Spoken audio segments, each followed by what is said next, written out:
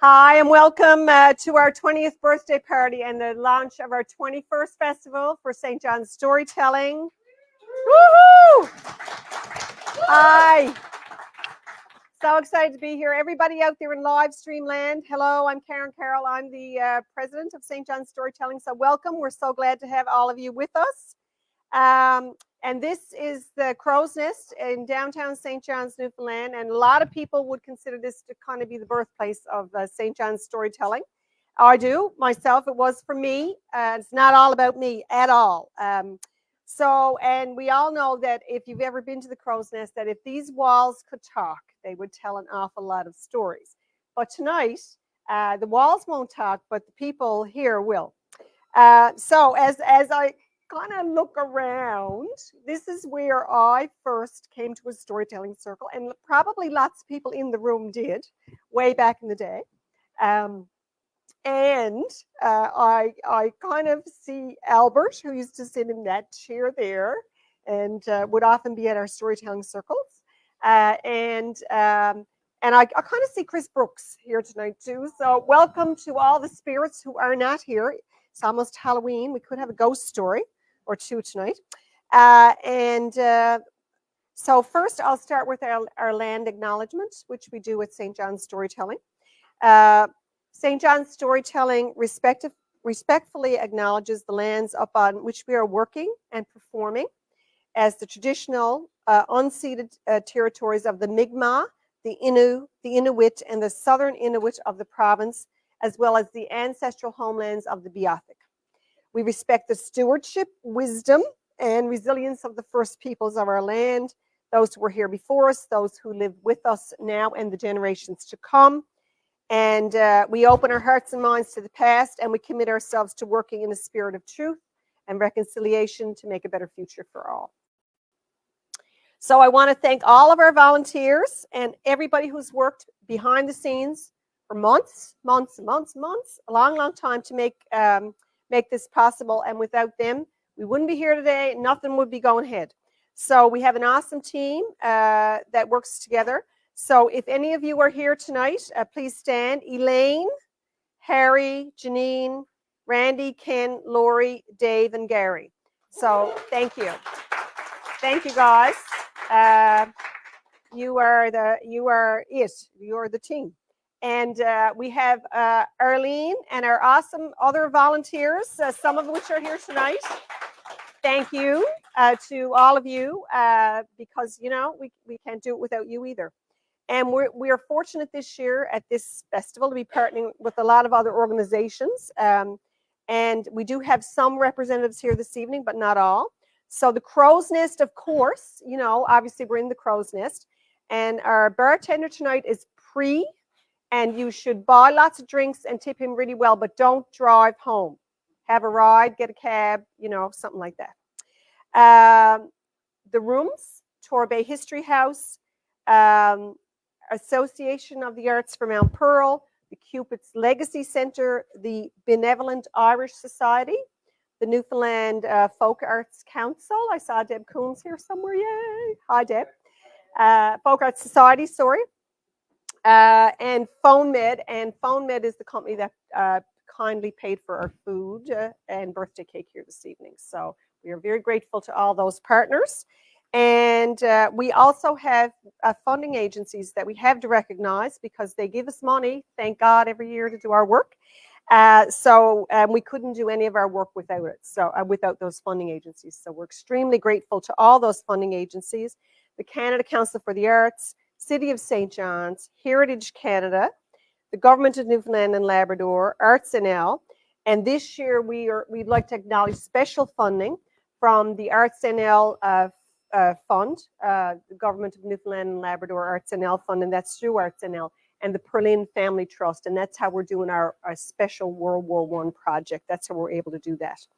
And of course, every month we hold our monthly storytelling circles at the Battery Cafe, which is another fabulous place, local place to go, and they're extremely kind to us. We have two visiting tellers, one of whom is not yet here tonight. Dave Padden went to retrieve him from the airport, and they haven't made it here yet because they're probably telling each other stories, and they may be coming up that stairs. So Colin Irwin from Northern Ireland and his wife Carol are here. So welcome. Welcome to them. And welcome. And we look forward to hearing all kinds of stories. They will be wonderful, I know. Few housekeeping details. Please silence or turn off your phone. If you have one, silence or turn it off now, so you don't forget to do it. The bathrooms are on the lower level here at the Crow's Nest, down over the stairs and a couple of more stairs. We've got a fire exit right there, okay, just to let everybody know. And about halfway through our stories this evening, we're going to take a half-hour break. The people in the room are going to have some snacks and some birthday cake, and the people at home can have whatever you want, and you don't have to drive anywhere. So you can imbibe if you wish or not, or have a nice cup of tea. That's always good on an evening like this evening. And then we'll come back to our Facebook live stream. After the event is over, the official event, if you want to stay, chat, have a drink, there may be some nibbles left, you're more than welcome. And now tonight, without further ado, I will introduce Dale Jarvis, who tells me he wasn't responsible for starting all this, but I told him he often gets the blame, but he certainly was one of the people who was very responsible. So to our local audience, Dale needs no introduction. Dale Jarvis.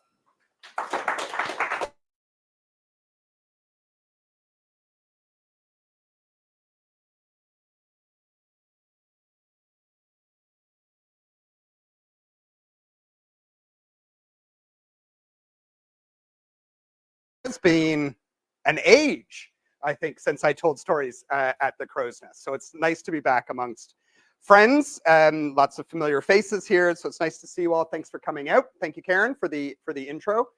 And this is our birthday, our 20th anniversary. We were just talking at the bar of how it doesn't seem like any of us could be 20 years older than we were. So I'm going to start off tonight. We have three tellers who will be joining me here at the Crow's Nest, and I'll introduce them as we go along, and then we'll take a little break.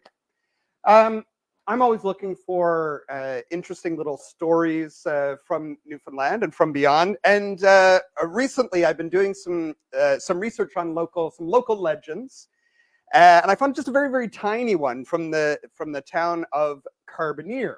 And now local people will probably know. Anita will know what a bark pot is. Bark pot is a kind of a metal pot that fishermen would have used for barking for preserving their nets. And at one point, these were very, very common to see on the landscape in many parts of Newfoundland. And there's a story in Carbonear that there was an old bark pot that someone had at the top of the hill in Carbonear. And it sat there for years and years. And the local children, according to one source, were always terrified of this bark pot because it was said that in the middle of the night, it would get up on its three little legs and walk around and come back in the morning. And so it would always be slightly moved, just in a slightly different location. And that reminded me of the story that I'm going to tell you tonight. And it goes like this. Not in my time, and not in your time, but in a time when monkeys walked, talked, and chewed tobacco, there was an old woman who had a son whose name, for lack of a better one, was Jack.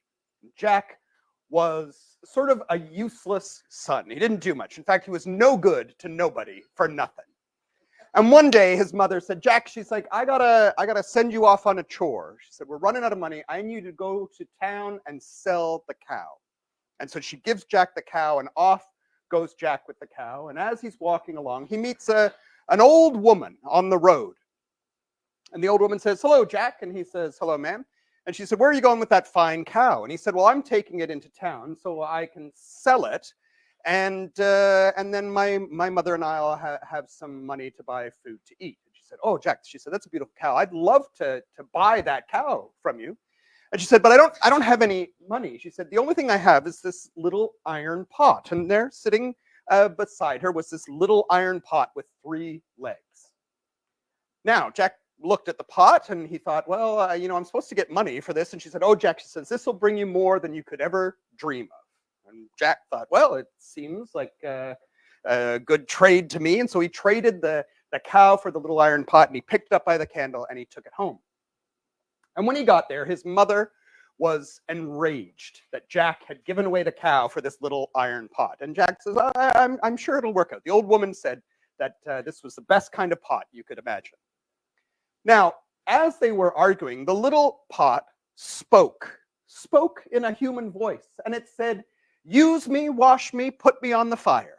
And so that's what they did. They used the pot to make their supper. They washed it out and they hung it over the fire to dry. And when the pot had dried itself up on the fire, it said, I skip. And it got down off the fire on its three little legs and it started to skip towards the door. Where are you going? Said Jack. I'm off to the rich man's house, said the little pot. And off it went, trip, trap, trot, tropping along the roadway till it came to the rich man's house. And it went right into the rich man's kitchen. And the cook was there starting to pull together a beautiful stew for the rich man's supper. And when the cook saw this pot, he said, this is the perfect pot in which to make my supper. He picked up the pot, got all the vegetables and meat, put it into the pot, and soon the pot was bubbling on the stove. And as it started to smell most delicious, well, then the pot sang out and said again, I skip. And it got down off the fire on its three little legs, and it began to run out the door. Where are you skipping to? Said the cook. I'm off to the poor man's house, said the pot. And off it went, trip, trap, trot, all the way back to Jack and his mother. And they enjoyed that stew. And when they were done, the pot said, clean me out and hang me over the fire. And so that's what they did. Now, the next day, when Jack and his mother got up, there was the little pot there hanging by the fire. Now, pot hopped down again and said, I skip. Where are you skipping to this day? Said Jack. Off to the rich man's house, said the little pot. And off it went on its three little iron legs. Trip, trap, trot, all the way up to where the rich man's men in the barn were thrashing grain, turning grain into wheat. And when they saw this pot, they said, what a perfect pot to put all of our wheat in. And so they started to fill the pot up with all the wheat. And when the pot was full, the pot got up on its three little legs and said, I skip. Where are you skipping to? Said the men. Off to the poor man's house, said the pot. And off it went, trip, trap, trot, all the way home. And they had more wheat than they could dream of, enough to make bread for a year. And when they cleaned out the pot said, clean me out, hang me over the fire. And that's what they did. Now, the next morning when they got up, the pot jumped up one more time. And it said, I skip.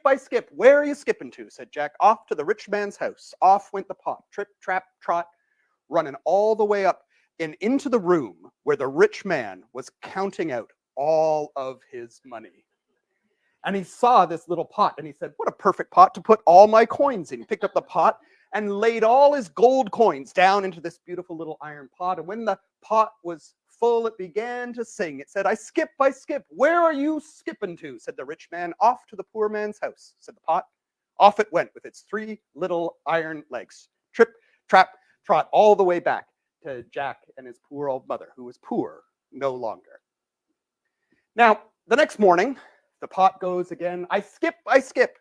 And Jack and his mother said, little pot, we have everything we need, everything we could ever dream of. You don't need to go anywhere. I skip, said the little pot. Where are you skipping to? To the rich man's house, said the little pot. And off went the pot. And when he got there, the rich man saw that pot and he said, that's the pot that stole all my money. And he grabbed a hold of the little pot. But when he took a hold of the pot, he found he couldn't release himself. He couldn't pull free of that little pot, no matter how hard he tried.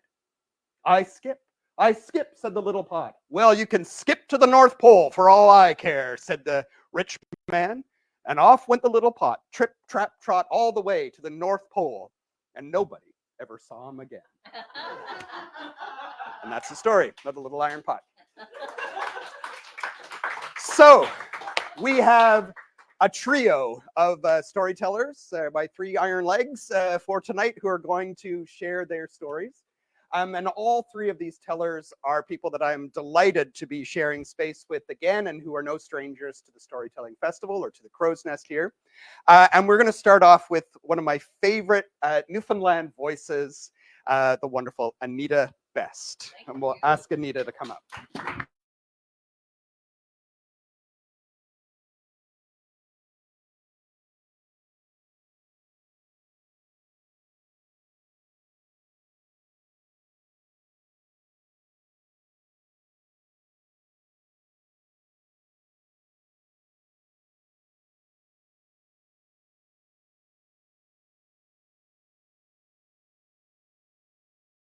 Well, happy birthday to the Storytelling Festival, to the St. John Storytellers. And I see some people here who were little tiny babies when I first met them, and some people were a lot younger than me. Well, this is a story I'm going to tell you about something that happened way back in 1978. This is a true story, Gary, a true story, and it happened out in Southeast Bight. Now, I have to tell you about Southeast Bight. Southeast Bight is in Placentia Bay, that far greater bay that Harry and I come from. We're far greater people, and we belong to that far greater bay. and it is a place where everybody. When I lived there from 1977 to 1987 or so, and it was a place where people made their living by fishing.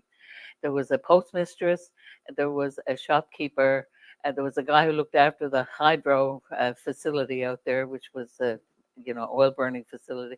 Everybody else made their living as fishermen, and there were, according to Captain James Cook, who came to Newfoundland in 1776, Southeast Bight is an indentation in Paradise Sound, on the eastern side of Paradise Sound, and it consists of several coves. I want you to imagine this now. Just imagine it. Tan Kettle Cove, which it could be a barking pot, barking pot. We call them tan pots. This was Tan Kettle Cove, coming around to the Upper Harbour, coming around to Heffern's Cove, coming around to Balsdock, and then the Lower Harbour. All of these are little coves that make up Southeast Bight. And it's important for you to imagine those, because I'll tell you what happened. I was out next door, and we lived in the Upper Harbour, and there were 3 houses in the Upper Harbour that were really close together on the edge of a cliff. There was Jack and Mary Lake. There was Tilly and Tone White. Tilly was Jack and Mary Lake's daughter. And then there was me and Pius Power, my husband. And we didn't have any children at that point in 1978. And so our houses were all in a row there. And down, if you went down a little path and down a footbridge, you came to the fishing stages where Jack Lake's son, Don, and his son-in-law, Tony, and a bunch of other guys would bring in their fish when they were fishing. So it was a mousy kind of a day in August, Harry, the kind of day that you have in Placentia Bay, where it's kind of warm and misty, and you think there might be lightning because it was so warm a few days ago, and then it suddenly got a little bit colder. So anyway, it was that kind of a day, and I was in Tilly's house. Tilly was in the middle house, and I was in her house. She was looking after a bunch of kids because their parents had gone off to Marystown somewhere. And so she was looking after a bunch of kids, and I was helping her make sandwiches for their lunch. When all of a sudden we looked out through the window and we saw the fishermen coming in. Her son Tone hadn't gone out fishing that day, so he was there, but his Tilly's brother Don was coming in from fishing, and Joe Brewer and some other guys. And Tone went down. He said, "Oh, I must go down and see if they got any fish." So I said, "Oh, well, I better go on over to the house because Pius will soon be coming in and I need to get some dinner for him," right? So I went over to the house.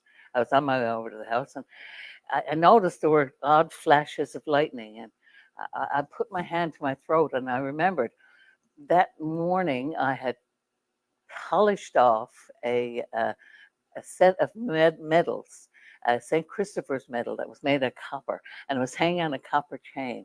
And we'd found that down in the bilge of the vessel, the craft, the schooner that my husband and his father used for fishing. And we found that down there when we were repairing and painting the craft. So it was all covered with bilge and everything, and I shined it up so nice with Brasso. You take the Brasso and you shine everything up.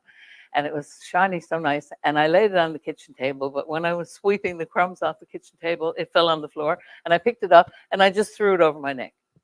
It'd be a safe place for it, right? So I was going back to the house. Now, we had a visitor in the house. She was from Gambo. All the people in Southeast Bite, and I grew up in a Catholic community, were Catholics. And of course, they knew all about, the various things you do when you're Catholics. St. Anne's oil being one of them, and anointing people when you're trying to keep them from danger and all that kind of thing. But Genevieve didn't know anything about this because she was from Gambo, from a Protestant community. Anyway, she was sitting in the rocking chair and she noticed the lightning and she said to me, Anita, she said, I think we should hang quilts up to the windows. I said, Genevieve, I'm not hanging quilts up to the windows. Because, that's not going to keep the lightning. She was terrified of lightning. That's not going to keep the lightning from coming in. And I said, besides, I said, there's a great big cast iron stove there in the middle of the room. It was one of those peacock ranges, that has a warming oven up above it, and it has a water tank for keeping the water hot on one end of it. And I said, if there's lightning comes into the house, it'll surely strike that iron object and ground out on that. Anyway, but she was still a bit nervous. And so I went over to the cupboard to, take down some stuff to get ready for dinner. And in the meanwhile, Tone White, remember Tone White from the second house? He'd gone down to the stage. And on my way across from Tilly's house, I said to Tone, tell Joe Brewer I need a fish for supper. And so Tone said, right, I'll do that. So off he went down to the stage. Well, in the meantime, while I was reaching for this block of cheese that Genevieve had brought out, it was cheese from Mary Jane. Do you remember Mary Jane? It was a really old cheddar cheese. You couldn't get that out in Southeast Bite at all. It was only just plain old rat trap out there. And and so I was reaching for this cheese. I was going to make a nice grilled cheese sandwich, and Tone was on his way down to the wharf to meet the boys. And Regina, who was Joe Brewer's wife, on the other side of the little cove, she looked out and she saw a big ball of lightning, a big white ball of light coming in through the harbor. And she didn't know what to make of it. And it struck the stage. But let me tell you what had happened. Tone went down, and the boys had come in, and it was raining heavily by now. And so they ducked into the stage to get out of the rain. And Tone happened to remember my fish, and he said to Joe Brewer, oh, Joe, he said, Nita wants a fish for supper. So they all left the stage, and they were standing out on the wharf while Joe went down into the boat and picked up a fish for me. And the minute they left the stage, that ball of lightning hit the stage. And it hit a wire that was in there, and that was an electric wire. There was a single light bulb hanging down in the middle of the stage, and it hit that, and it hit the wire, and it went all over the place. It just sliced everything, and it broke all the glass floats that were there in nets, and it broke up the cork floats, and the whole place was a disaster area. If they had stayed inside the stage, they'd all be dead with this thing flicking around like a snake. So that was all right. Meanwhile, I'm reaching for the cheese, right? I'm reaching for the cheese. And the lightning, the ball of lightning hits the side of my house. And it hits me. And the cheese crumbles to little split peas in my hands. And I'm thrown across the floor in front of Genevieve, whose mortal terror is lightning. And she's there doing a bit of embroidery in the rocking chair. And I'm thrown across the floor, and I end up on the floor, and I'm not able to move a single muscle. I can't blink my eyes. I can't move my fingers. I can't move anything, but I am alive and I can hear things. So Genevieve comes over in a complete panic. She comes over and she tries to resuscitate me. And she's, oh my God, I can hear her now. And she thinks I'm dead. And she didn't think to put her head down on my chest to see if my heart was beating, but she thought I was dead because I couldn't move. I couldn't even blink my eyes. My eyes were like this. I couldn't blink my eyes. And I was there thinking, oh my God, she's going to think I'm dead. So Genevieve takes off out of the house. She's going to get help. So she runs into Tilly's house next door. In the meantime, the lightning had hit Tilly's house. And it was a chrome table that she had there. And it took pieces out of the chrome table. It drove all the nails in the wall back into the house. And Tilly had grabbed Genevieve as she ran into the house, brought her into the bedroom with the kids, and started anointing everybody with St. Anne's oil. So Genevieve tells me later, she said, this woman grabbed me and started smearing vegetable oil all over my face. I didn't know what was going on. So she breaks clear of that and she goes into Jack and Mary Lakes next door. Now, Mary has had a stroke, so she can't talk. She's had a stroke several weeks previously. And Jack was leaning on the warming oven. Remember the stove? He had a stove exactly like mine, and he was leaning on the warming oven. The lightning had come in and, as I predicted, hit the stove, but it welded Jack to the stove. So when Genevieve ran into the kitchen, he couldn't speak to her either. So there she was. Everyone's gone mad in this place, she said, But in the meantime, the guys down the wharf, right? The guys down the wharf came up with the fish, and they found that there I was lying on the floor, absolutely gone. And Joe Brewer was terrified. And he looked at me and he saw that I wasn't moving. I couldn't blink. I couldn't do anything still. And he said, oh my God, I got to go get Pius. Now, meantime, it's pouring rain. And Joe has taken off his oil jacket. And you know what they do around the Bay, Harry, where they put the rubber strap around their oil pants to keep the water from getting into their rubbers, right? But he took off his oil jacket, right? So there he was in just the oil pants and his, other clothes. And he takes off to run down to the lower harbor, which is about 2 kilometers away. Not thinking to get in the boat and go down that way. That must be much faster. But he was so in such a panic, he ran down. And as he ran, of course, the rain was filling up in his oil skins. So he was like a walking, sloshing, container of water. And he finally got down to Heffern's Cove, where Pius and them were. And he ran in, and Pius told me his eyes came in around the door first, like a lobster's eyes. And he said, Pius, he said, come on. He said, there's something wrong with Anita. She must have got struck by lightning or something like that. So Pius said, Joe, he said, let's take the punt. He said, we'll get there faster. So they came back in the boat, and Pius picked me up and brought me in on the bed. I still couldn't close my eyes. He laid me on the bed. It was several hours later before I could move even a muscle. But he put his head down on my chest, and he knew that I was alive. He could hear my heart beating. But I could hear them all making plans to go down now. There was only one phone in the community, and that was a satellite phone. And he said, go down and call the hospital in Placentia, get a helicopter out with the doctor in it, because this woman, she's probably going to die. And so that's what they did. But I recovered quite well. Now, when I was going across just before the cheese crumbled in my hand, and go back then, I had the distinct impression that somebody gave me something. Somebody handed me something. And then I ended up on the floor. And, the following summer, my daughter Kate was born. And that was the gift that I was given. So this Thanksgiving, I'm very grateful for that ball of lightning that came in and hit me in Southeast Bight in 1978, because I ended up with the best daughter anyone could ever want. And I lived to tell the tale.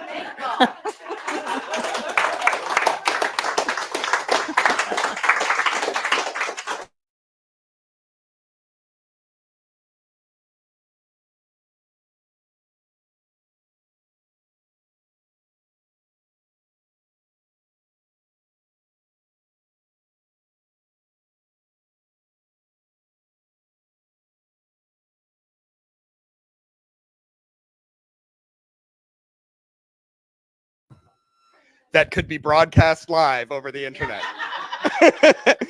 Mary and I have been, I don't know if we've always been friends. I think sometimes Mary wanted to murder me throughout the years, but we made it through 20 years. Mary is one of the co-founders of the Storytelling Festival and the Parent Child Mother Goose program. Was my partner in crime for a great storytelling project that we did at Holy Cross Elementary, a school that no longer exists. That's how old Mary Fearon is. And me, apparently. So I'm going to turn things over to Mary. Mary, come on up.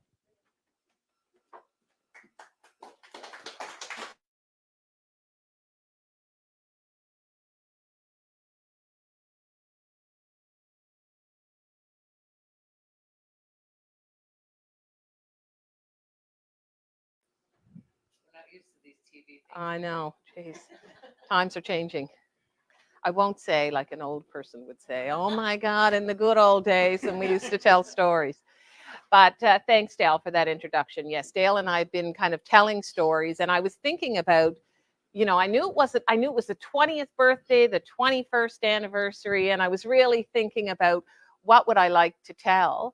And I knew Anita was going to be here tonight, and I, you know, talking about Southeast Bite, my very, very first experience with a story and storytelling was lying on the floor, but it would have been in 1971, and in a house in Southeast Bite in Greater Paradise, and I was lying on the floor, and I could hear them telling stories and singing songs. And the great Pius Power Sr. Used to come over and tell stories in the evening, and that's how they passed the time away. And so I often wonder if I heard this story that I'm going to tell you here tonight. But I also heard this story. I'm going to tell you the glass and pole, but I also heard this story. Dale used to tell this story. I mean, she probably still do. But it was a story that Pius Power told, and there was a collection, an academic collection from the Widows and Halbert, thank you, collection. And then there was a smaller collection, Little Jack. They had put some of those together. And in that collection was the Glass and Pole. And I read it over the last couple of days to think about, you know, thinking about the story. What's the story I have in my head? What was the story in that collection? What was the one that Pius told? What was the one that Dale told? And I realized it's a completely different, well, similar version, but very different version. And then I thought, okay, put that book down and stick with the version you know and love. So I'm going to tell you that story tonight. It's the Glass and Pole. So it goes like this.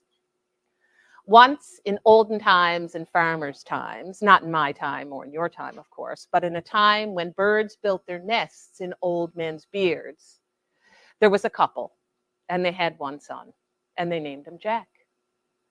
And Jack grew up to be a man, and he went off one day to his mother, and he said, "Mother, roast me a hen and bake me a bun. I'm going off into the world to seek my fortune." And so his mother roasted him a hen, baked him a bun. Jack packed it all up, and off he went. And he walked, and he walked, and he walked. And as Andy Jones would say, he didn't stop walking, and he kept on walking. And so that's how it was.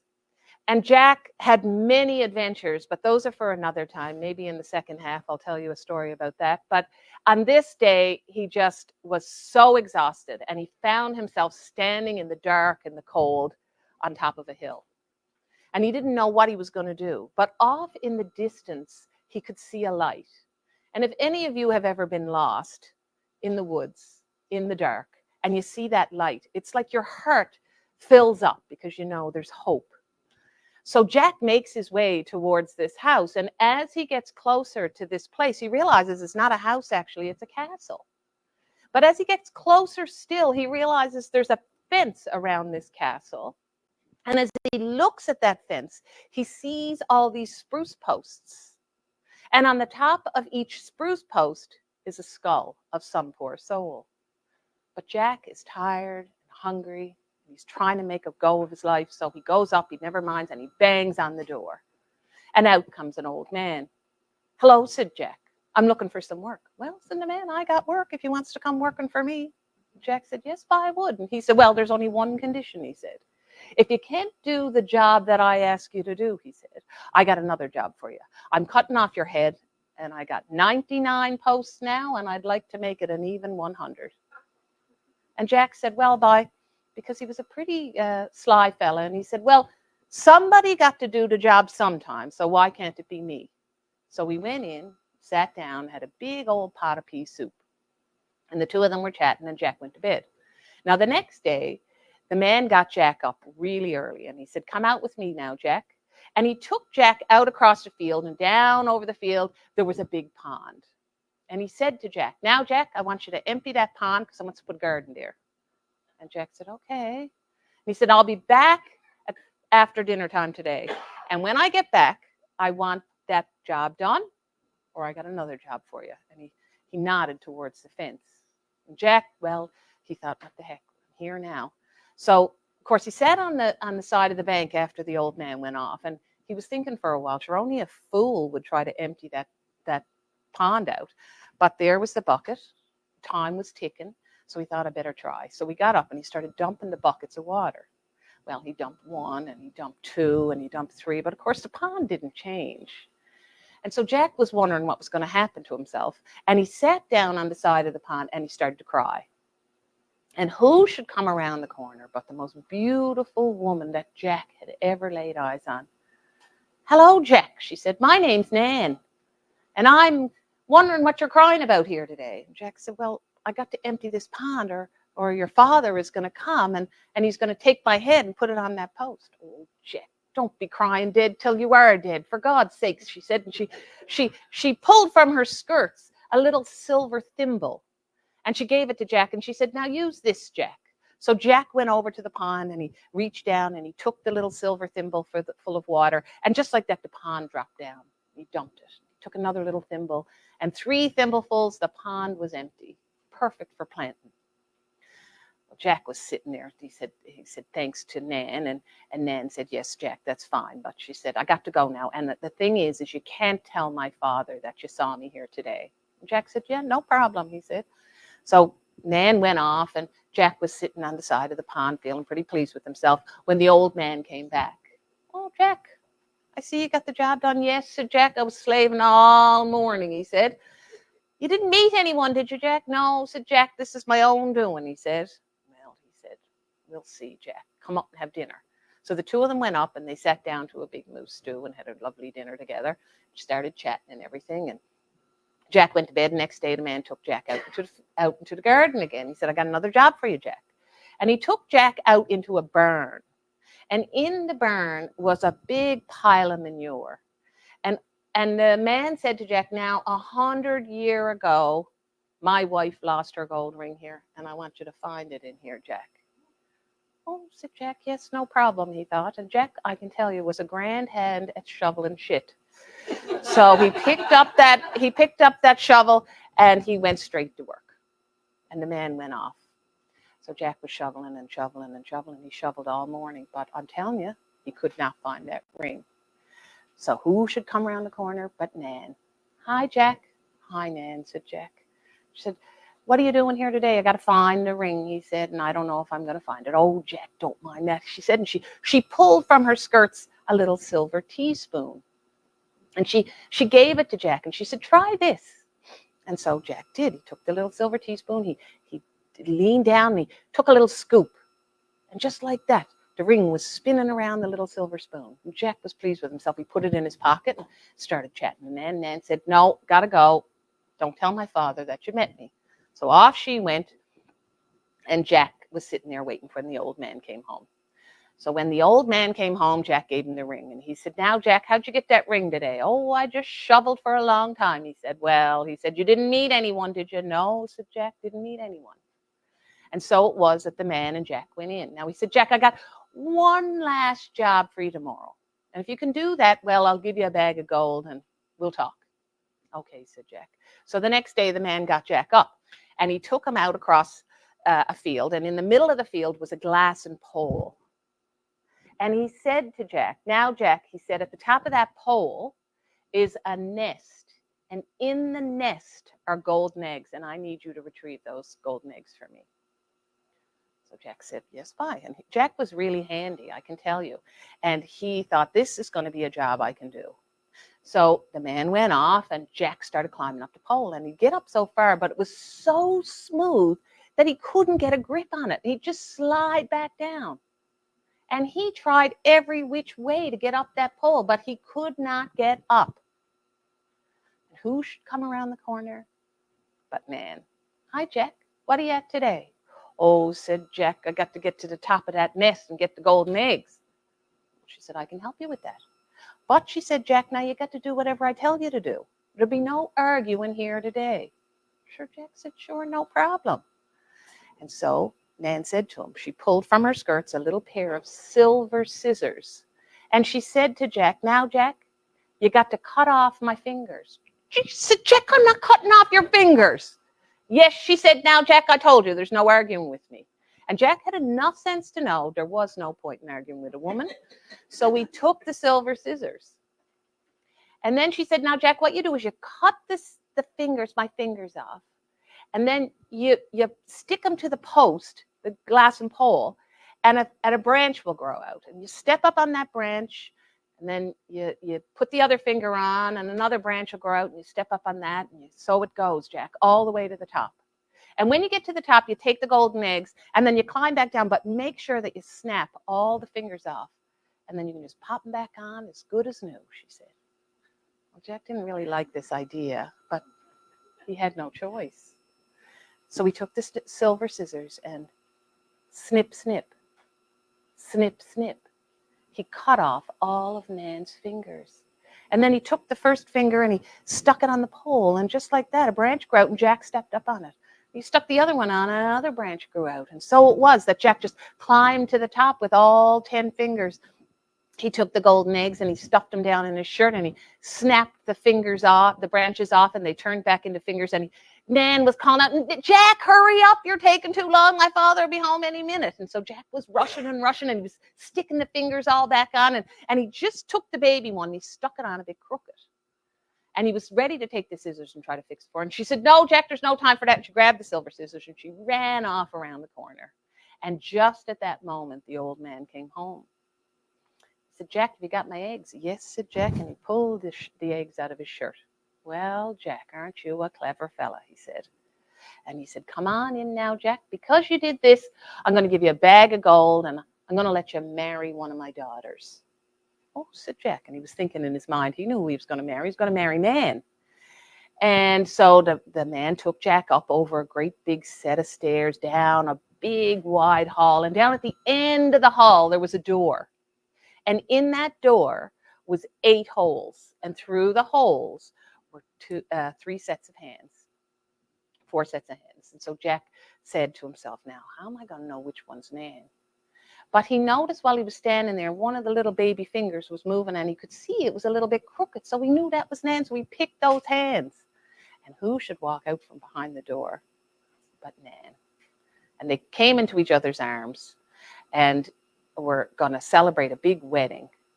And so they were sat around a table having a plan, and the man said to Jack, "Now, tomorrow we're going to have this big wedding. You and my daughter can go off and start your life." "Yes," said Jack, "that'd be great." So Jack and them, they sat down, had a big meal and everything, and had a wonderful evening. And when they were doing up the dishes, Jack and Nan in the kitchen later on, she said, "Now, Jack, I'm just going to tell you something right now. If you think my father is going to let you leave here with me and a bag of money, you're sadly mistaken," she said. So she said, "I'm going to make some bread now." And so she made 7 loaves of bread. And then she pricked Jack's finger and she squeezed a drop of Jack's blood into each of the loaves of bread. And then she told Jack, "Now, Jack, you go up to bed like you're going to bed, and we'll meet you in the barn at midnight." "Yes," said Jack, he would do that. And then Nan took the 7 loaves of bread and she placed them on the stairs leading up to Jack's room. And then she went off and got ready, packed up all her stuff. And Jack went off to bed. Now, later that night, the old man, around midnight, got up and called out thinking Jack was asleep. Jack, you asleep yet?" And the first loaf of bread called out, "No, not asleep yet." So the old man went back in his bed. A little while later, he got up. He said, "He must be asleep now." And he called up, Jack, you asleep yet?" And the second loaf of bread called out, "No, not asleep yet." And so it went all night long until dawn started to come. And by that time, the old man, when he called out on the 8th time, Jack, are you asleep yet?" and there was no response, he went up into the bed with a great big axe and came down in the place where Jack was supposed to be lying. But Jack was long gone. Jack and Nan, they rode off into the night and the week and the month and the year and a year and a day until they came to a beautiful place. And they built themselves a beautiful house up the shore, and they lived there, and they opened up a big restaurant, and they invited anyone who wanted to come over to come in and have a story. And that's where I went one time, and that's where I heard that story, was in that restaurant. And that's the story of Jack and the Glass and Pole.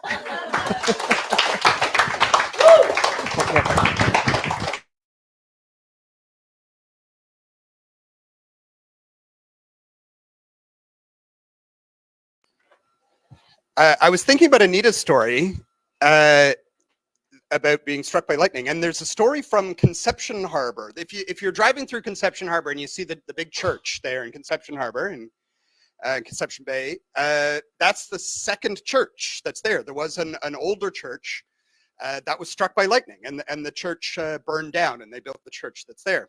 And there was a woman who was in a house nearby the church when the lightning came. It was a great big storm.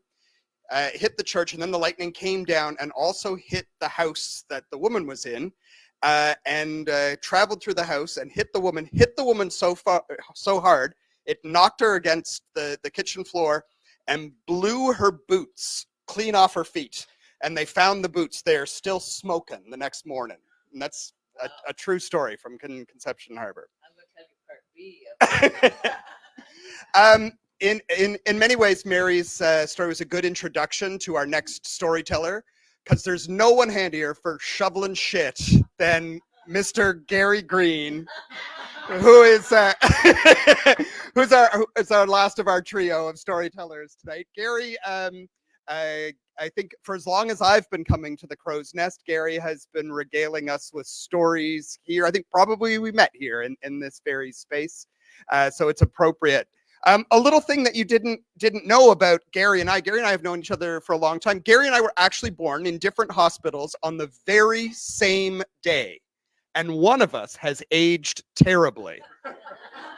Mr. Gary Green.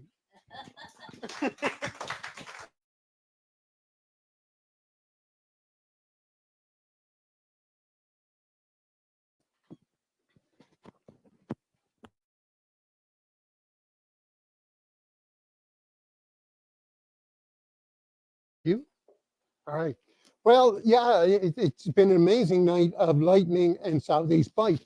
The only time I was ever rescued by the Coast Guard was the night after I left southeast bite in a schooner, bound back for Marasheen. And we had engine trouble, and they came and got us out of Marasheen. Long story for another night. And yes, my father also hit by lightning and sitting on a sack of potatoes sort of thing, and ended up across the room down in Carpoon. So that's a long way around. So there's lots of lightning stories around. So I'm going to give you a quick little background so this story makes some sense to you. In the early 1700s, mid-late 1600s, in Newfoundland, part of the European people that came to settle here were the Jersey Huguenots. And so those were the people who left France out of the Huguenots were forced out of France because they were being persecuted by the Roman Catholics, and found themselves in the Channel Islands, mainly in Jersey. And then subsequent to that, they decided they were going to move to Newfoundland. When they moved to Newfoundland, they tended to stay in a group. If they moved to a larger center, such as Brigus, then there was a Jersey town. There was an Irish town, a Jersey town, English town, and so on, still marked out there. At the same time that all of this was happening was when the witch hunts were on in Europe and down in Massachusetts and so on that you heard about. And so per capita, Jersey tried and executed more people than any other part of Europe, right? They were known as the witch hunt capital of Europe. And so when they came to Newfoundland, the thing that everybody assumed, one witch, they're all a witch. And so the Jersey were, and particularly the Jersey Huguenots, were all believed to be witches. And they did nothing to dispel that, because it meant people respected them, people didn't want to get cursed, so people were fair with them in their dealings and business and so on, and the Jersey kept that. One of the pieces of folklore around them was that they disappeared. They missed Jersey so much that they disappeared every weekend and went back to Jersey. Now, how they did that was, people speculated a lot, but the general belief was one of three things. One, they rode over on the stalks of St. John's wort. They didn't have brooms, but they simply mounted the weed stalk and off they went. They took another vessel, such as a pot or even the grate from the fireplace, and that turned into a boat and off they went. Or they turned into seals and swam it. All right. Now remember, the weekend is only Saturday night to Monday morning in those days, right? So they did marvelous things. I mean, in those days, it took weeks to come over in a sailing vessel. So these people were over and back in 36 hours kind of thing, right? So they're pretty magical kinds of people. On my mother's side, both Lanes, Jersey, all right, is my side of the family. Jarvis is a Jersey, all right. So I don't know whether to tell you something before or after this. So, not my time, not in your time, but a time when everybody spoke the same language, including soup ladles. There was a young fellow by the name of Jack. There you go. Now Jack was an incredible fisherman, and he had no trouble at all fishing and getting his allotted amount every year. But this year was different. Fishing was absolutely terrible. No matter where he went in his boat, nothing. So this one particular day, he decides that he's going to go further out into the bay than he's ever gone before and see if he can get any luck there. So he either rowed out or put up a little sail and off he went. Gets out in the middle of the bay, puts the jigger over the side, few quick flicks, fish on, just like that. Well, excited wasn't the word for it, right? He hauled the fish in and he threw it over and then boom, back another one and threw. He, as fast as he could put the jigger down, he was getting the fish. Now, in all of his excitement, he forgot to do two things. One was he forgot to keep an eye to the weather, and he forgot to keep an eye to the time. So before you knew it, there was winds coming up. The boat was pretty darn full. He only had about this much freeboard. So any kind of a movement, any kind of wave at all was going to swamp the boat. You knew that. So the wind came up. Oh, it's getting kind of dicey there now. The gunnels were almost going over every time she rocks a bit. And the sun has gone down. When Jack realized all of this, he had only one piece of luck left. And thank God that was a good piece of luck. And that was that the wind and the tide were taking him across the bay. Now, if it had taken him out the bay, he would have gone into the Atlantic and never been seen no more. But he was going across the bay. Well, he said, now, as long as I can make shore somewhere, I'll be all right. So he steered the bit he could with his oar and so on. Eventually, he got in close to the shore. Now, what happens when you get in close to the shore like that? Of course, you get the swell going and the jump. So the boat started going up and down like this. All right, Jack was watching his turn to make a shot into the beach. The boat come up like this, and then bang when it came down the next time. Well, there was a sunken rock there, and as you can imagine, he heard the crack of the timbers. The boat was shattered on the bottom for sure. Well, the next wave that came tipped them all, as they say, arse over kettle. And the boat was upside down, fish floating everywhere. And Jack, well, he never learned to swim. Nobody did in those days learn how to swim. And he thought, well, this is it. I'm gone for sure.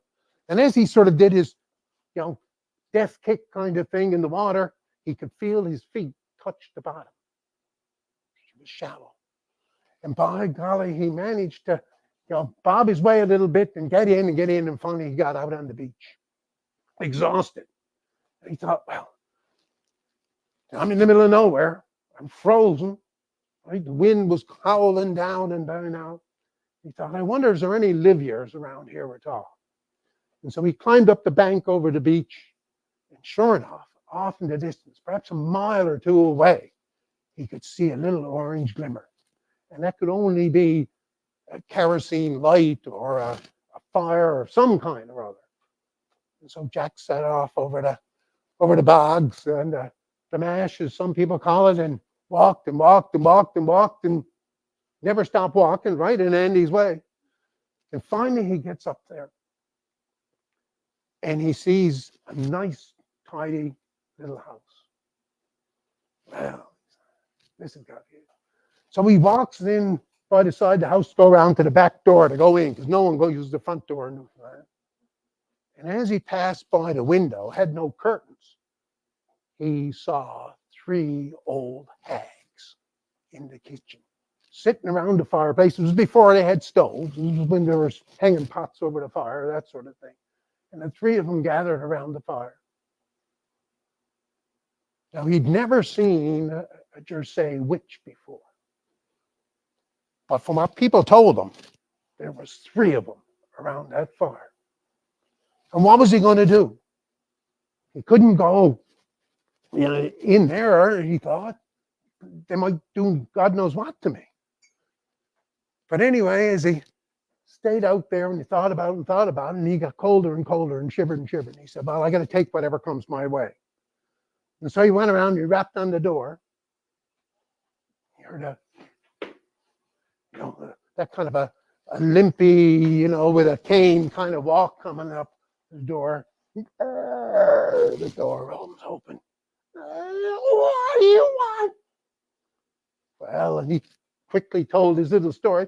Well, my dear, you come on in now. So they went in and then and far to go. There was no hallway or anything. They were in like a great big great room kind of thing. Said, you get yourself over there by the fire now. Well, Jack didn't need to be told a second time. He went over there. And the fire was so hot, in just a matter of a few moments, he had, steam coming off his pants and off his shirt and everything else, right? He was, well, I suppose you want something dry to go on, do you? Yes, he said, I wouldn't mind that at all. Now, there's not a man in the house. We got a few night shirts that might fit you. So he said, I'll take anything. So the woman disappeared and she came back with a night shirt and a great big wool blanket. So Jack sort of wrapped the blanket around him as best he could, to protect his modesty, as they would say. And he slipped out of his wet clothes and got into the night shirt, and that was it. So the ladies took the clothes and hung it up by the fire. Now, we wasn't expecting any kind of company. We're looking in the pot, and there's nothing there to give you. Oh, Jack Russ. Yeah, but that's right. Yeah, I look over there in the cupboard and see if I can find something for you. Yes, said Jack, I appreciate that. Would you like a cup of tea? Well, now, what I've just been through, if you got a bit of rum or brandy, that'd be better for me. Oh, I see. So she goes over to this cupboard on the side of the room, and the kind with all the what the Irish would call a dresser, with all the cups and saucers and everything up above, and a couple of doors down the bottom part. And she bends over and she opens the doors.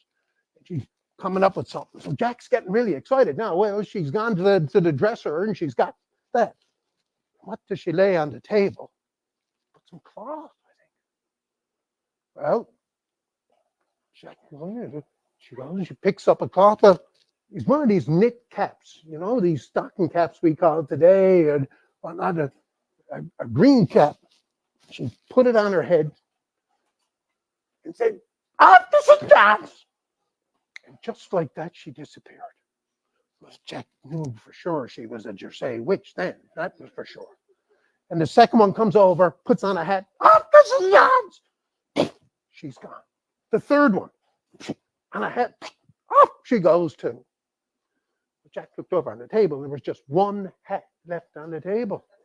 He thought, well, they're all gone. I might as well see what all this is about. So Jack picks up the hat, puts it on his head. Off to St. John's, he says. The next thing you know, he is in the finest room Jack has ever been into in his life. There was a great big fireplace. It was stuff on the walls and the odors. My goodness, all the stuff that they could smell, the food, the beef that's been on the roast, all of that sort of stuff. Well, Jack had never smelled stuff like this or seen this kind of food in all his life. And he looked around and there were 3 women, beautiful women, silk gowns, all of that sort of jewels, dripping jewels, sitting over there in the corner. And they were waving to him to come over. He went over. Jack, it's us. He couldn't believe his eyes. Sit down, Jack. Sit down. Come down with us. Well, Jack hadn't noticed that at that point in time, but when he put his hand forward to pull out a chair to sit down at the table, he realized he didn't have a nightshirt on anymore. No, he had a really nice brocade jacket on, and my goodness, the knee breeches and the silk stockings and the big buckled shoes. He was a proper gentleman. Well, he reached up and took off his green hat and shoved it in the pocket and sat down with the ladies. He said, my goodness, what's this place? She said, now, boy, this is the Ship. This is one of the finest restaurants and taverns in all of St. John's. This is where all the rich people come to eat in St. John's. Well, he said, what a place, what a place. Now, just to help you guys get your bearings right, where the Ship was 4 floors below us.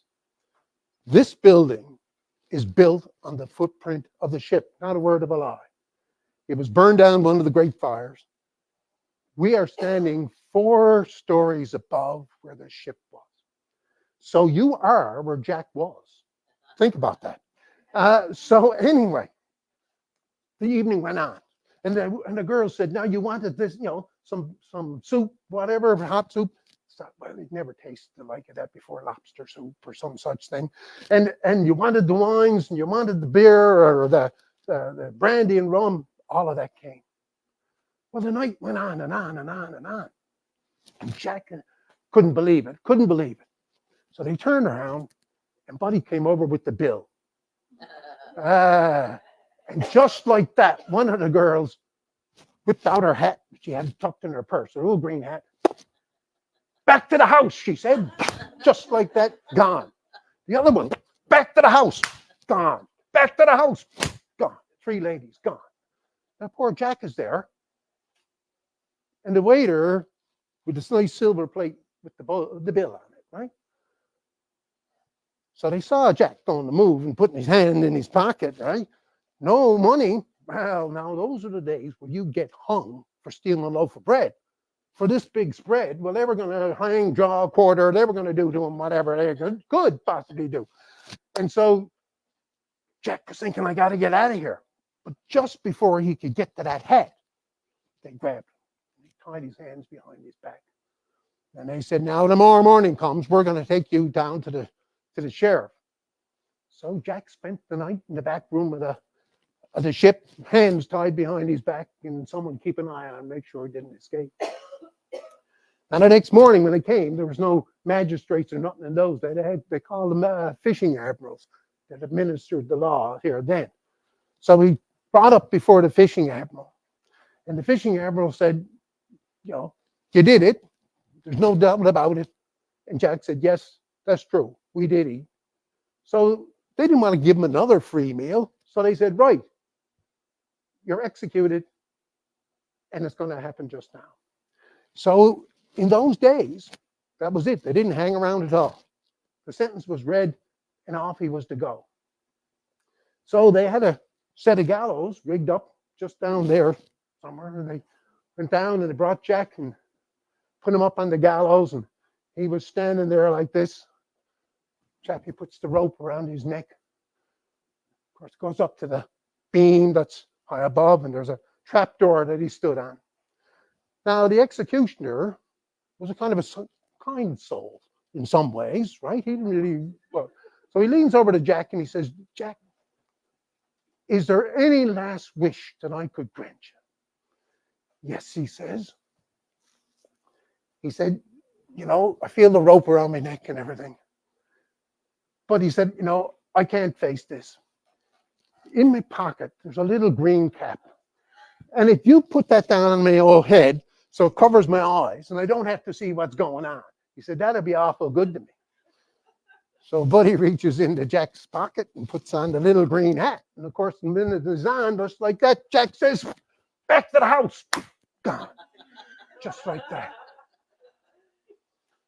When he comes to on that end of it, sure enough, there he is, standing just outside the house. Rope still around his neck. The beam from the gallows attached to the other end of it there. Well, you know, which was all pretty good. Because when he come to work it all out, there was just enough wood in that beam to repair the boat so he could go home out of it. And sure, you know, every fisherman wants a good piece of rope. There's none of that. So there you go. So Jack fixed up the boat, had his bit of rope, and home he went, presumably to fish in the bay happily ever after. Now, and that's not a true story. It ought to be. So there's that. But this is the truth. I'm saving this for the last, because you probably know what I'm going to say. Is that the last person to be tried for witchcraft in Jersey or on Jersey was a Jersey by the name of John Jarvis. True. Absolutely. So we may. There you go. So anyway, you're going to take us break. Mr. Gary Green.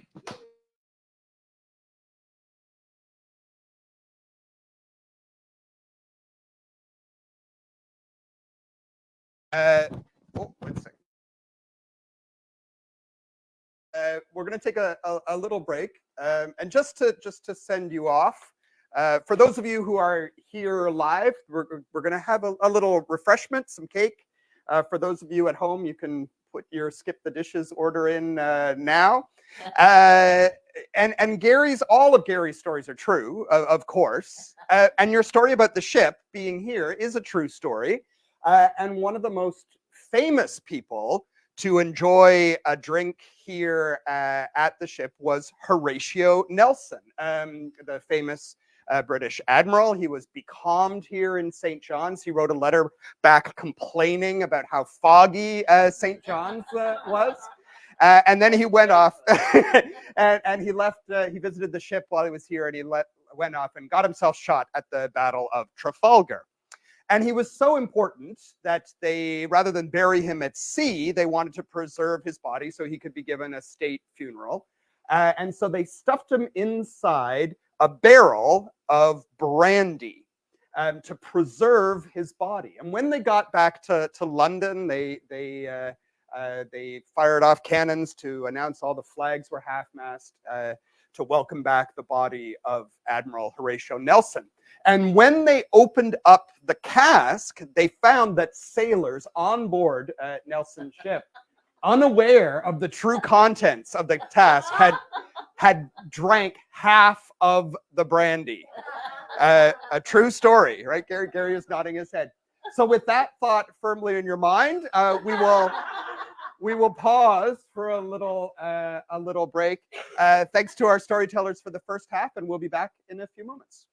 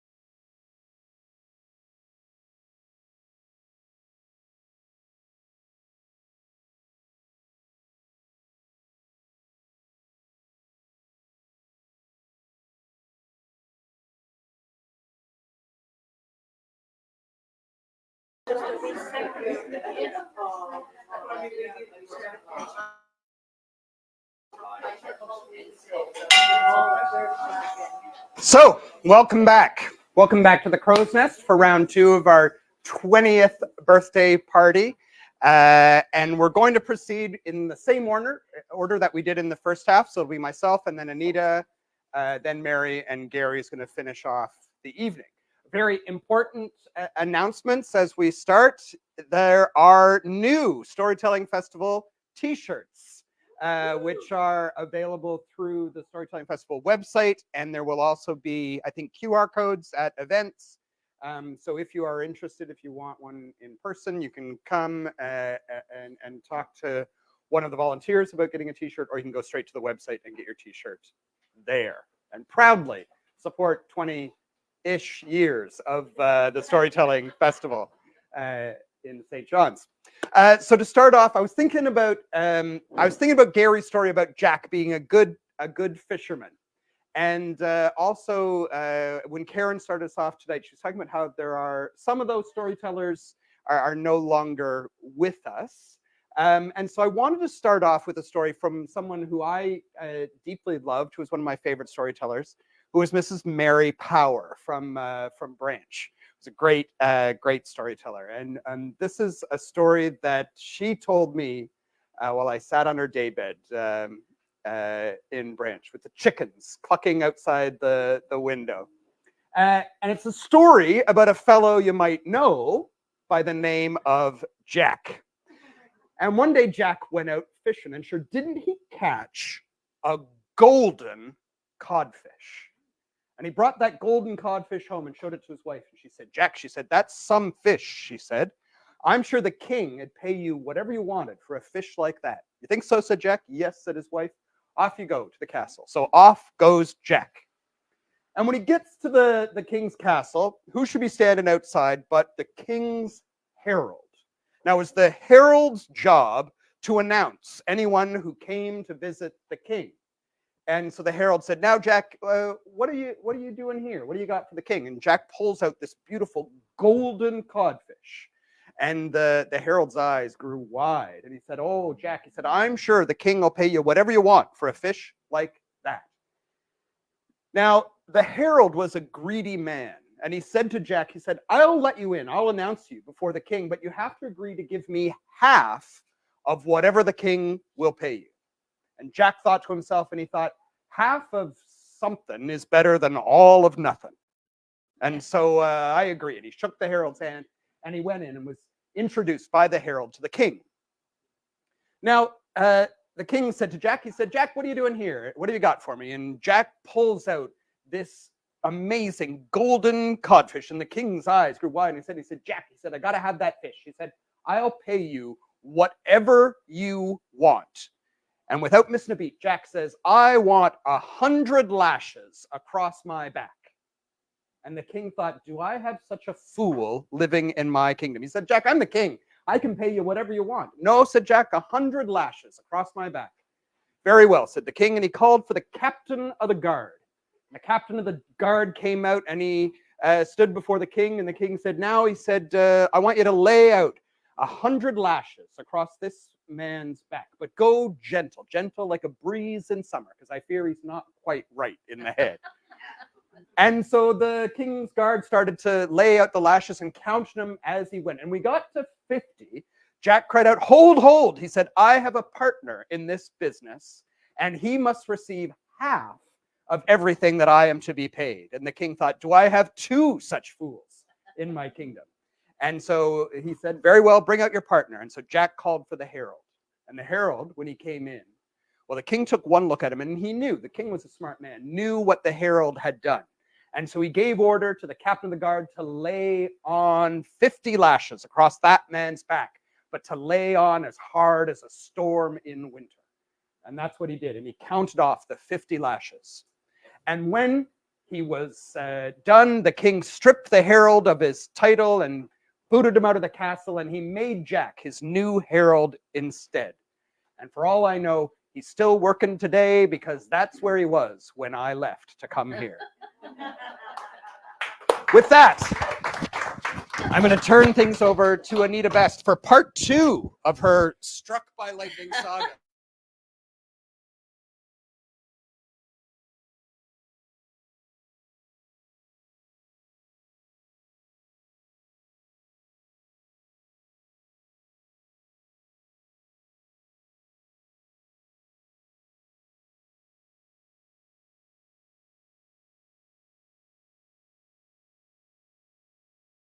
Told you in the first part, but I'm going to actually sing a ballad for you. I'm known as a ballad singer, and it was really Chris Brooks who got me into the storytelling thing, where I just loved the story so much. I loved listening to them and stuff. He said you should be telling them, so of course then I did.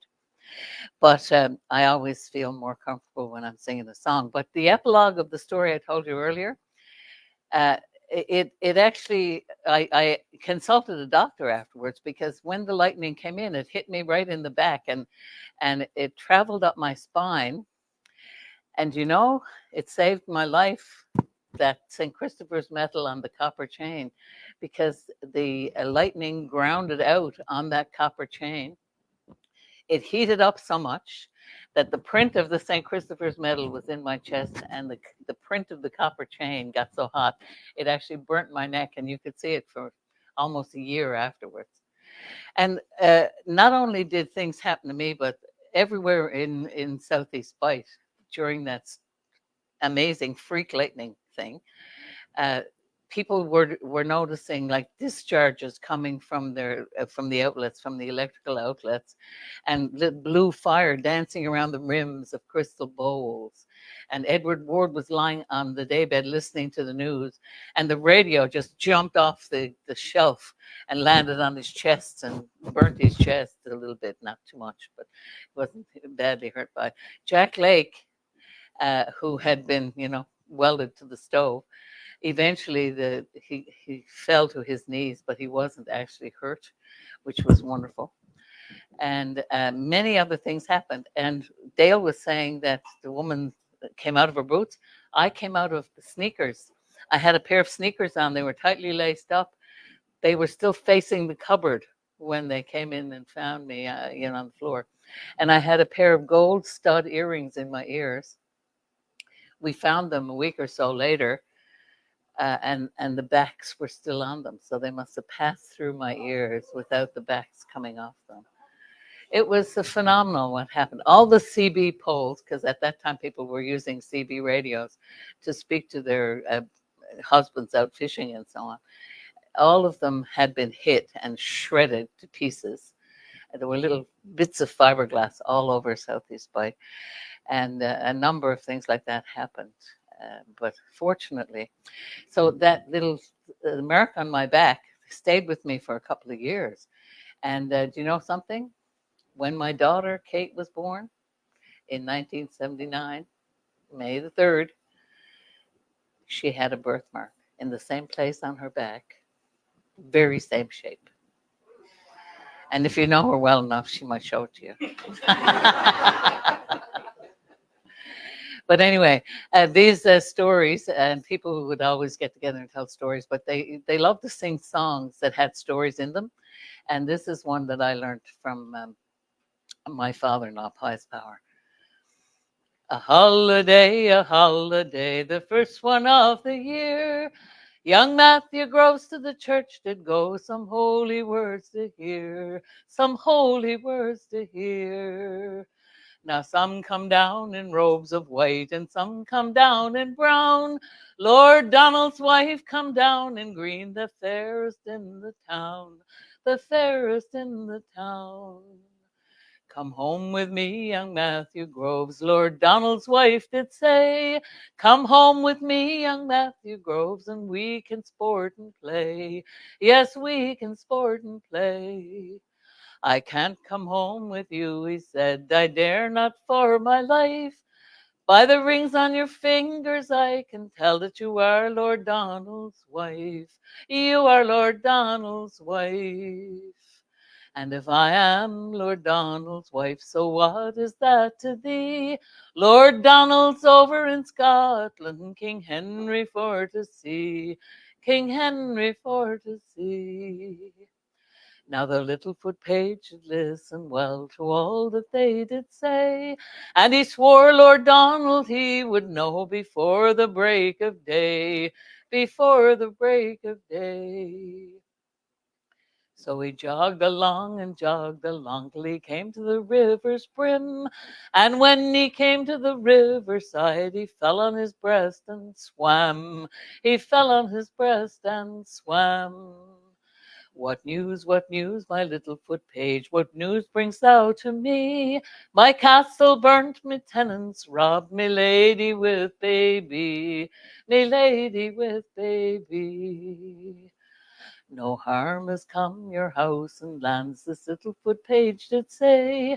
But Matthew Groves, he lies in bed with your fair lady gay, with your fair lady gay. Lord Donald called up all of his men, he called them all in a row. He bade them never a word to speak or never a horn to blow. No, never a horn to blow. But one of Lord Donald's merry men, he wanted to see fair play. He put his horn all to his lips, away young Groves away, a grey young Groves away. What's that I hear? Cried Matthew Groves, a horn so loud and gay. A man that's in bed with another man's wife, it's time to be jogging away, it's time to be jogging away. No, huddle me up and cuddle me up and keep me from the cold. It's only Lord Donald's merry men, and they callin' the sheep to the fold, callin' the sheep to the fold. So he huddled her up and he cuddled her up, and they took a nap asleep. When he awoke, Lord Donald was standing at his feet, standing at his feet. How do you like my feather beds, and how do you like my sheets? How do you like my lady gay, who lies in your arms asleep? She lies in your arms asleep. It's well I like your feather bed, and better I like your sheets, but best of all your lady gay, that lies in my arms asleep, that lies in my arms asleep. Get up, Lord Donald cried, get up as quick as you can. In England it'll never be said that I slew a naked man. I slew a naked man. I can't get up, I won't get up, I dare not for my life. For you have two swords by your side, and I've only a pocket knife. I've only a pocket knife. Well, it's true I have two swords by my side, they cost me deep in the purse, and you shall have the better of them, and I will take the worse. Yes, I will take the worse. Now the very first stroke little Matthew struck, he hurt Lord Donald sore, but the very first stroke Lord Donald struck, little Matthew struck no more. Little Matthew struck no more. And then Lord Donald took his wife and sat her on his knee. Now which of us do you like the best, young Matthew Groves or me? Young Matthew Groves or me? Well, it's true I like your beard, she said, and true I like your chin, but I'd sooner a kiss from dead Matty's lips than you and all of your kin, than you and all of your kin. Lord Donald, he flew into a rage, and loudly he did bawl. He pierced his wife right through the heart, and he pinned her against the wall. He pinned her against the wall. A grave, Lord Donald cried, to put these love years in, but bury my lady at the top, for she was of noble kin. Yes, she was of noble kin. There you go. Thank you.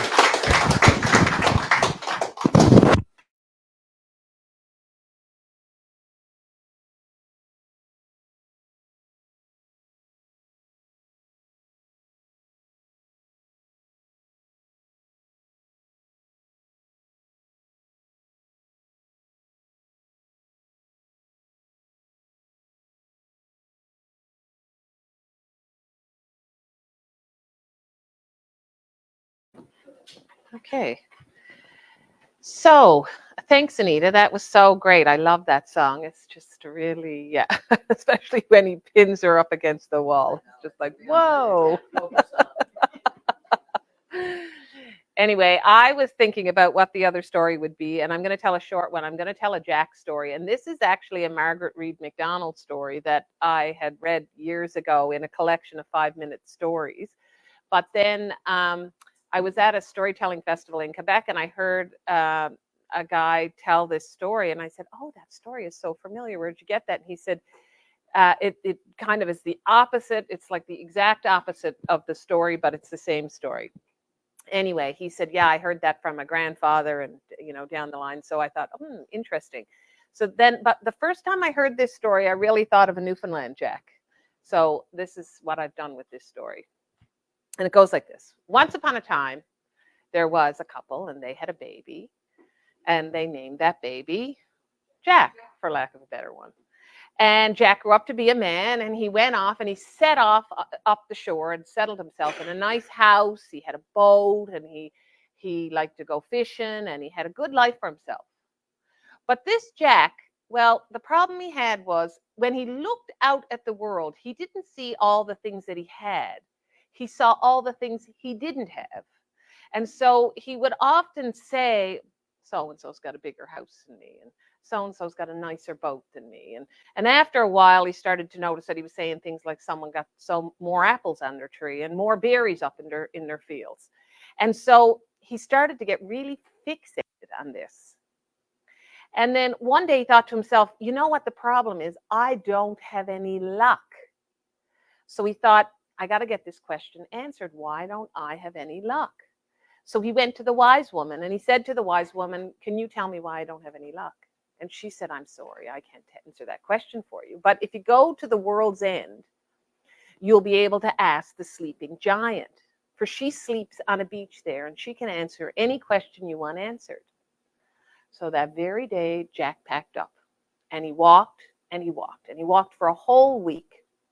And at last he came to a crossroads, and at this crossroads was in a big field, and he could have gone this way or this way, but at this side of the field, there was a big pack of wolves, and they had beautiful fur coats, and they looked strong and healthy. And on the other path was a small, scraggly-looking wolf with matted fur and a bit of mange. And Jack thought, no, this is the way for me to go. So he head off down this path, and as he passed the wolf said to him, where are you off to? And Jack said, well, actually, I'm going to the end of the earth to find the sleeping giant, to find out why I don't have any luck. Oh, said the wolf, would you find out why I'm such a scraggly, weak-looking thing, when over here all my friends look so healthy and strong? Yes, said Jack, he'd do that for this wolf. And Jack said, but I got to go. So he went off, and he walked, and he walked, and now he walked for a month. And he came to a grand stand of trees. And in this field of trees, there was these big, beautiful trees with broad branches and beautiful leaves. And in the middle was one little skinny little tree with no branches, no leaves. And Jack just went over and leaned against it and fell asleep. And while he was sleeping, the tree spoke to him in his dream and said, where are you off to, Jack? And Jack said, well, I'm off to the end of the earth to find out why I got no luck. Oh, said the tree to Jack in his dream, would you find out why I'm such a scraggly looking thing when all the trees in this area are so beautiful and big? Yes, said Jack. And after a while, Jack woke up, and he stretched himself, and he thought he better get on his way. And he walked, and he walked, and he walked, and he walked for a year. And at the end of that year, he looked up on the hill, and he saw this beautiful white little cottage with a white picket fence around it, and beautiful wild roses and lilac trees, and the smell of summer just filled the air around this place. And Jack went up and knocked on the door. And there came the most beautiful woman that the sun ever shone on and the water ever wet. And Jack couldn't believe his eyes. And she invited him in for a cup of tea. So Jack went in and sat down and had a cup of tea, and they started talking. And she said, now, Jack, where are you off to? And Jack said, well, I'm going to the end of the earth to find out why I got no luck. And she said, oh, could you ask the giant why I am so lonely? Sure, said Jack. Anyway, Jack and the missus had a grand old time. They hung out all night and had a nice sleep in the morning. And in the morning, Jack got up and he said, I got to be on my way. And she kissed Jack on the cheek and off he went. So Jack walked and he walked and he walked and he didn't stop walking. And he walked for a year and a day. And last, he came to the end of the world's end. And there was a big, beautiful beach. And down on that beach was a giant sleeping. And Jack walked up to that giant and he called out, hey, why don't I have any luck? And the giant just opened her eye and looked at Jack. Jack, don't be a fool. You've got tons of luck. Just open your eyes and see it. And she closed her eye again. Yeah, but like, where is it? Where is this luck? Said Jack, screamed at the giant. And the giant just opened her eye again. And she said, oh, Jack, just see it. Jack said, okay. So the giant closed her eye. And then Jack remembered the 3 questions he wanted to ask. So he woke the giant again and he asked the 3 questions. And he was satisfied with the answers. And he packed himself up and he started towards home. And the whole time he was looking and thinking, where's luck? Where's luck? Didn't see anything. Anyway, there it was back at this white cottage up on the hill with the roses and the lilacs and the smell of summer. And Jack said, can I come in and rest here for the night? Yes, she said. And she said, did you get to the giant? Yes, he said. And she said, did you ask my question? Yes, said Jack, I asked your question. And all you got to do was ask some nice fella would he stay and marry you? Okay, Jack, would you stay and marry me?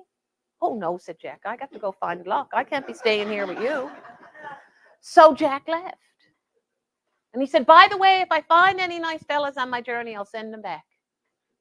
So Jack went on his way and he walked and he walked and he walked until he came to that grand stand of trees. And he leaned up against that little scraggly little tree and he fell asleep and the tree spoke to him again. Jack, did you find out why I'm so scraggly? Yes, said Jack. He said, you got a treasure that was buried underneath you and your roots can't go down into the ground. So you just need to find somebody to dig up that treasure for you, Jack. Well, Jack, there's 2 shovels over there. Would you dig it up for me? Oh, no, said Jack. I haven't got time for that. I got to go. You have to find someone else to do that job for you. I got to go find my luck. And so off Jack left. He woke up and he stretched himself and he went off again. And then he came to that scraggly old wolf. And the wolf looked at Jack and Jack looked at the wolf. And now, Jack, where did you get to the end of the earth? Yes, I did, he said. And he said, and what's the answer to my question? Well, he said, you're to eat the first fool that walks by. And that's just what he did. And that's the story of finding luck. Thank you.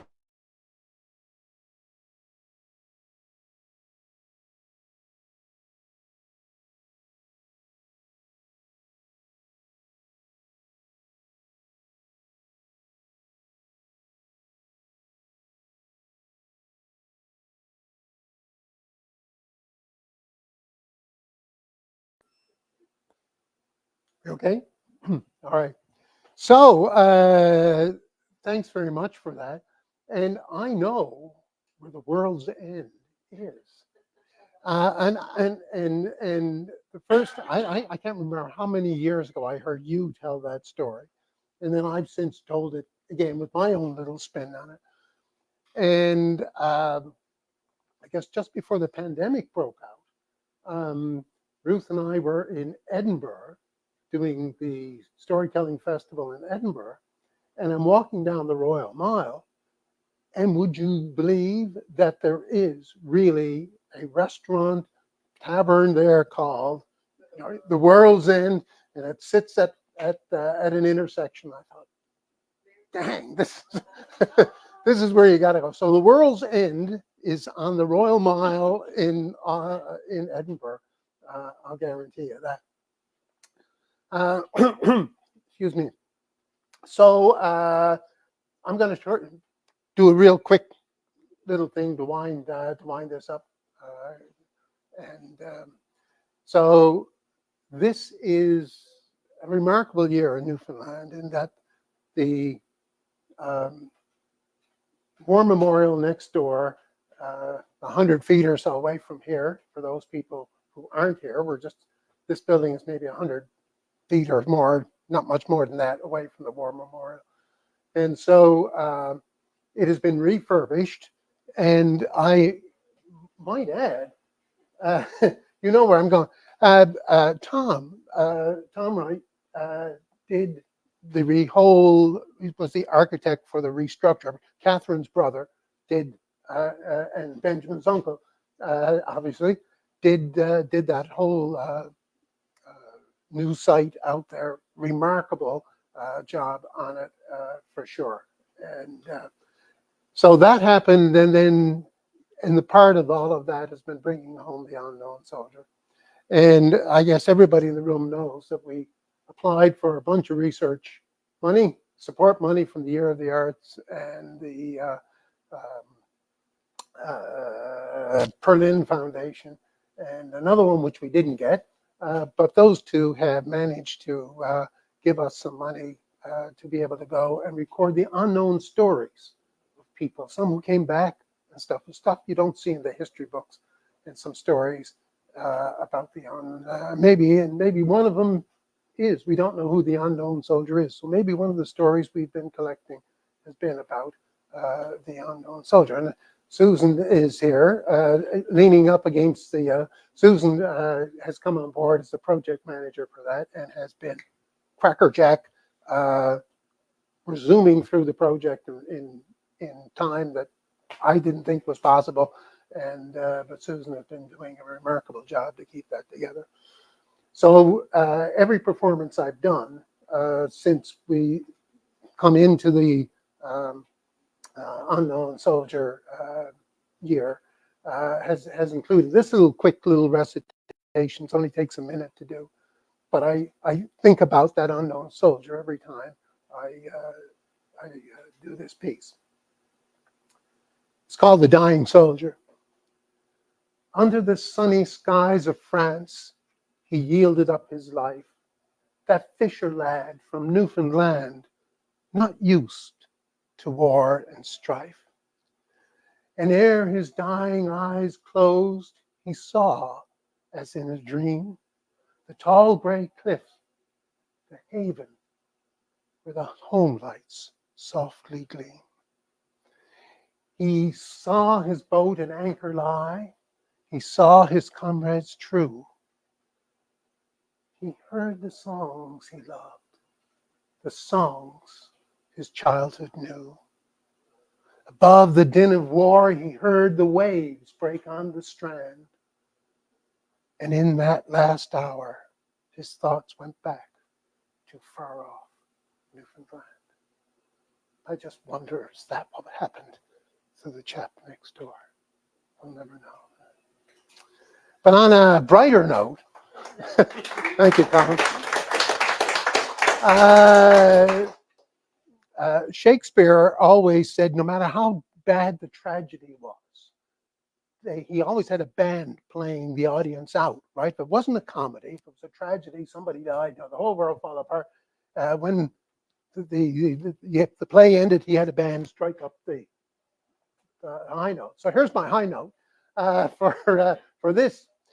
So it's been a yucky day. I've had to change twice and have 2 showers because of going out and getting drenched and all of that. And delighted to see everybody made it here inside of the weather. So on that note, we'll weather the weather, or whether the weather be hot, or whether the weather be cold, whether the weather be fair, or whether the weather be not. We'll weather the weather, whatever the weather, whether we like it or not. So, so that's what we've done. And thanks ever so much for weathering the weather. And for those of you who are on the internet, thanks ever so much for joining us this evening. And hope you will be able to tune in and see some of our other online performances over the coming week. So thanks very much, everybody, and safe home. Thanks, Gary.